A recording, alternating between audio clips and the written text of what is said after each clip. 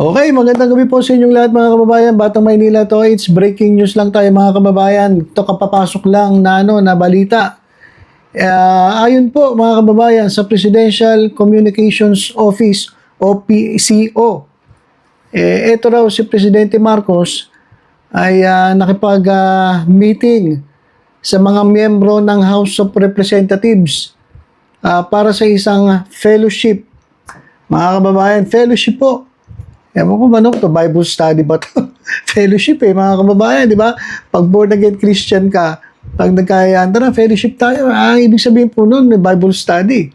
Ewan ko anong fellowship, yung sinasabi ng PCO. So, meron pong fellowship.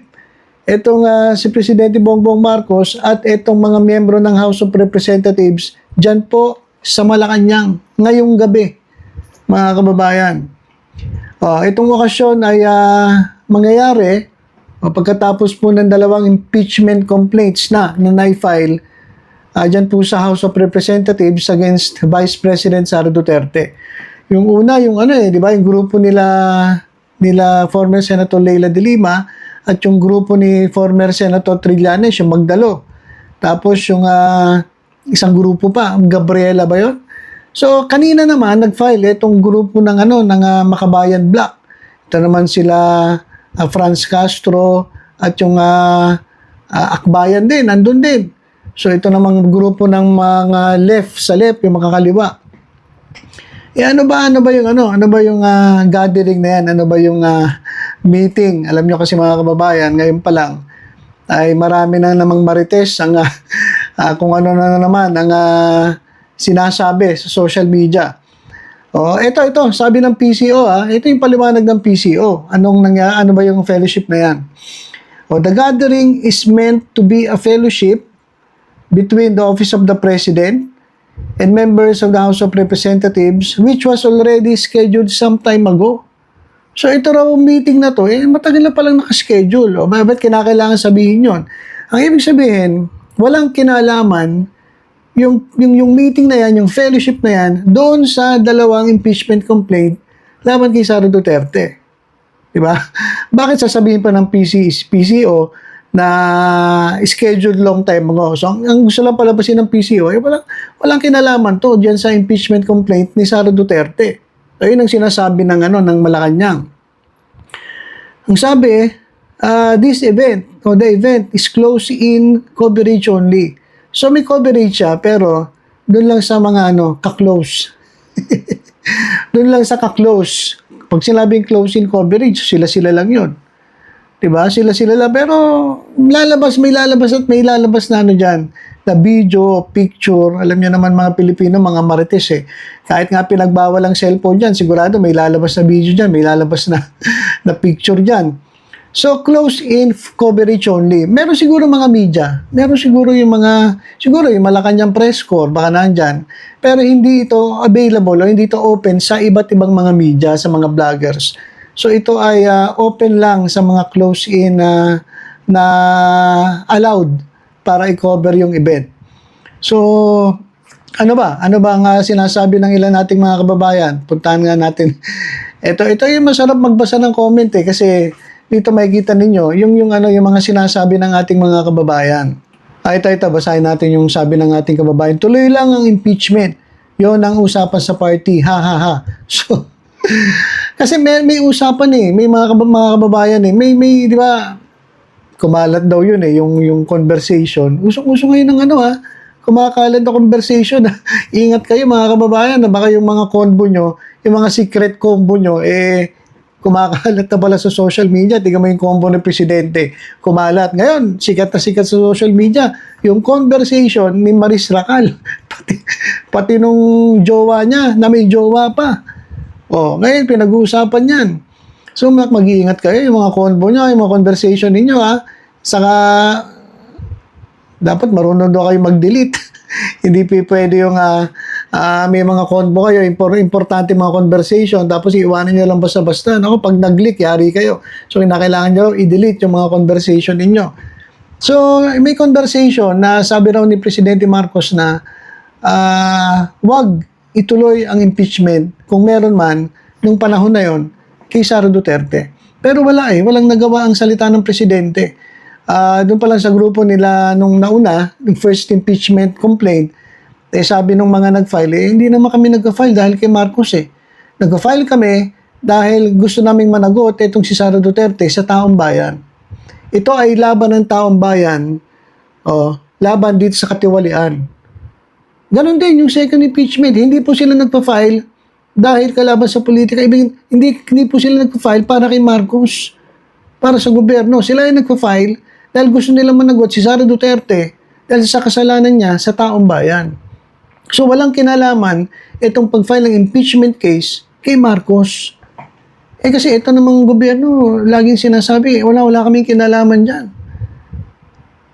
Pero ewan ko mga kababayan kasi political in nature yan, yung impeachment Politika po yan Numbers game po yan Di ba? Sabi nga ni Panelo kahit naman itanggi ng Malacanang na may kinalaman sila, halata naman daw na may kinalaman ng Malacanang. Pero dinidinay lang ng Malacanang. Dumidistansya lang ng Malacanang para walang masabi mga tao. Pero sa tingin ko, may basbas ang government yan. May basbas ang gobyerno dyan. Sus naman, kalokohan naman kung walang basbas. Kaya lang, pinipilit lang talaga ng Marcos government na ilayo yung sarili nila. Dumistansya sa issue. So katulad ngayon, basta sinasabi nila na wala kaming kinalaman dyan, ituloy nyo yan kung anong gusto ninyo, bahala kayo. Basta wala kaming kinalaman dyan. Sa impeachment na yan. Walang power ang salita ni PBBM, walang dating sa mga member ng HOR, pero may nginig sa panga. Ito kasi mga kababayan, hindi po kasi pwedeng sunod-sunuran ang House of Representatives o ang Kamara o ang Congress sa presidente. Kasi magkaiba po yan magkaiba po ang legislative saka sa executive. Separate po yan, independent po yan. Hindi po pwedeng utusan mo itong legislative na sumunod sa'yo. Hindi pwede yun. Co-equal branches ng government yan. Hindi mo pwedeng diktahan yan. Kaya lang, ang nadidiktahan, yung mga miyembro. Real talk na tayo. Yung mga miyembro nadidiktahan. Pero the whole, as a whole ng HOR, House of Representatives o Congress, hindi mo pwedeng diktahan ng executive yan. Pero pwede mo diktahan yung ilang membro dyan. Ganun po yung nangyayari. Real talk na tayo, huwag na tayong maglokohan. Ganyan po ang politika. So ngayon, ano nangyari? Meron pong meeting ngayon. Nagpa-meeting si Presidente Marcos. Para saan? Hindi naman natin na malalaman dahil wala naman tayo doon. Pero sigurado yan, may maglilik yan. Malalaman natin kung ano pinag-usapan. Ano ba yung fellowship na yan? Yung Bible study na yan na nangyayari ngayon. Mga oras na ito, mga kababayan, updated tayo sa balita. Ngayon po nangyayari, yung fellowship na yan, yan naman daw yung na-schedule noon pa. Sabi ng PCO. Noon pa naman daw nakaschedule yan. Nagkataon lang na merong i-file na 2 impeachment case bago yung fellowship. Ewan ko Pero mas maganda kasi talagang pag-usapan. Diretso na tayo. Mas maganda talagang pag-usapan nila. Ayusin nila. Kasi ako, sa totoo lang, kung talaga nagkasala si Sara Duterte at kitang-kita naman sa mga ebidensya, ako mas gusto kong ma-impeach itong ating Vice President. Impeach na si Sara. Sabi nga dito, iba kung hindi kikilos daw itong mga ito, ang kikilos daw yung mga kakamping, sila daw mag-file ng impeachment complaint kay Sara Duterte.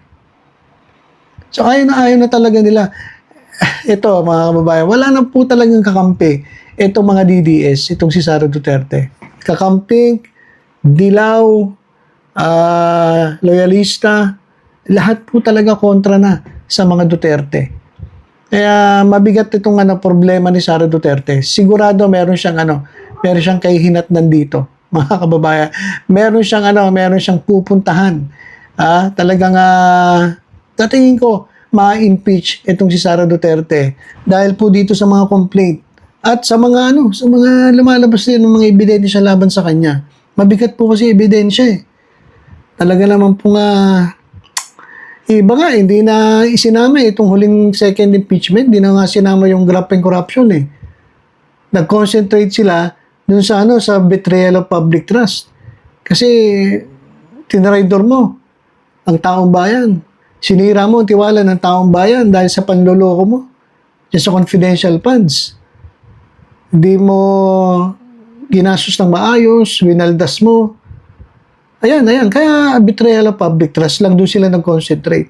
Pero kasama na rin yun eh. Pag pinag-usapan yun, kasama na rin yung yan, kay Mary Grace Piatos, nandiyan na lahat yan, sama-sama na yan. Kaya yan po ang matinding dagok kay Sara Duterte. At bilang pagtatapos mga kababayan, meron akong babalita sa inyo. Tungkol naman ito sa sa Maynila. Balitang Maynila, saglit lang ito mga kababayan, pakinggan ninyo. Alam ko hindi nyo po ito nalalaman. Ito pong ito, sandali mga kababayan Ito po kasi exclusive ito. Exclusive ito mga kababayan. Okay, ito guys pakinggan ninyo. Okay, pakinggan nyo mga kababayan May tinutukoy ka dyan dito sa malapit sa NCR na bayan. Kasi sinabi mo Manila. Manila yan. Basta dyan sa Maynila, maraming Kasi yung mga sindikato sa Manila, sa collection ng mga to, talaga hinawakan pa rin ng mga batteries ko. Wait a minute. Kasi yung mga sindikato sa Manila, talaga hinawakan pa rin ng mga batteries ko. Alam mo lang, Ginabayaan niya na magtuloy-tuloy yung ligaya. Ginabayaan niya na magtuloy-tuloy yung ligaya. Wala na wala. Oo. Gusto mas marami pa. Ayun. Hindi na content pa rin. basta dalawa lang naman yan, basura at parking. Ha? Okay, narinig nyo? Yung nagsalita mga kababayan, si DOJ Secretary Boying Rimulya.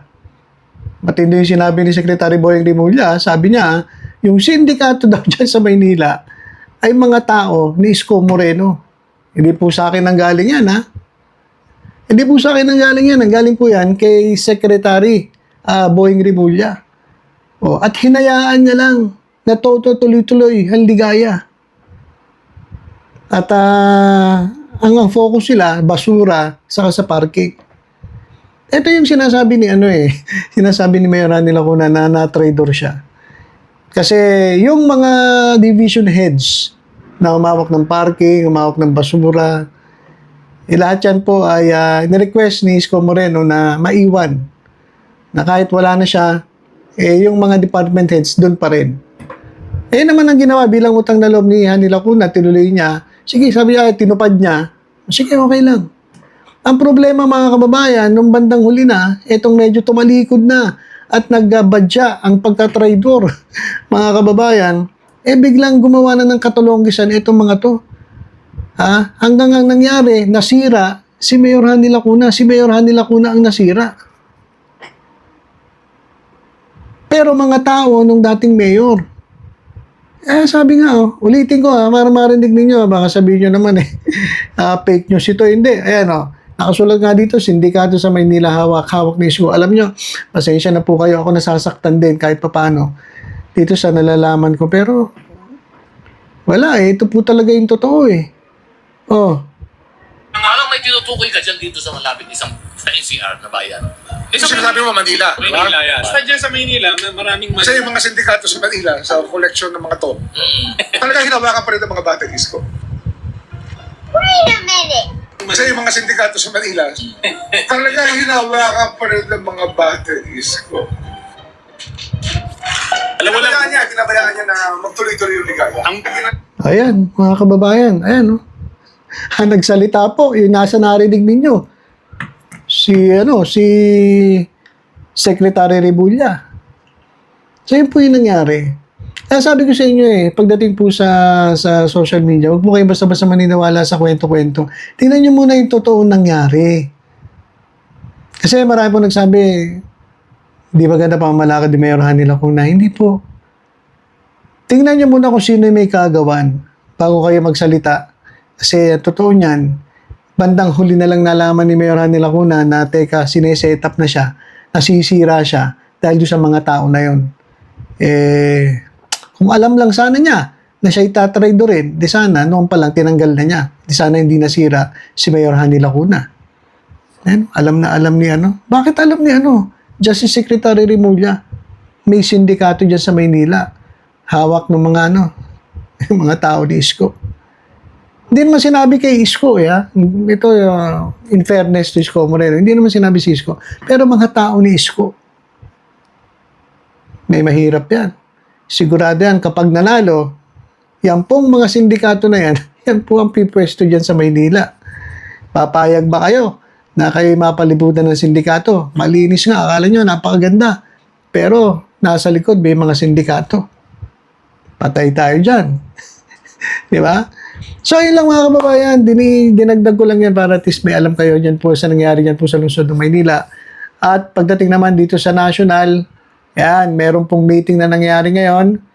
Meron pong fellowship between President Bongbong Marcos and the congressmen. After nung dalawang impeachment complaint na naipasa dyan po sa House of Representatives. Ano ang pinag-uusapan? Malalaman natin yan. Sigurado maglilik yan. Yung combo nga, naglilik. Yan pa kaya mga ganyan. Baka malamang may picture o video na tayong makikita. Siguro, maya-maya lang konti o bukas meron na yan. Alright, so yun lang po mga kababayan. Basta tutok-tutok lang po dito sa Batang Maynila to. It's iba pang updates. Ingat po tayong lahat. God bless po.